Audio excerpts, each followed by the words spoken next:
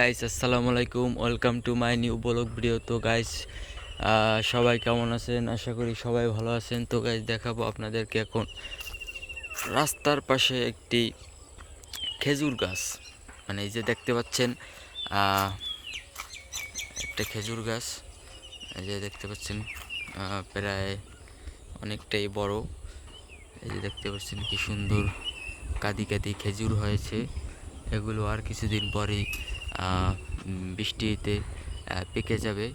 তখন যে ছোট ছোট পাখি আছে যেমন শালিক এই খেজুরগুলো খেয়ে থাকে।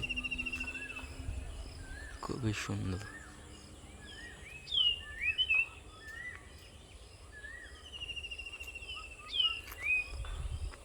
প্রায় অনেকটাই বড় গাছটা। এই যে দেখতে পাচ্ছেন এখান থেকে তো রস সংগ্রহ করা হয়েছিল।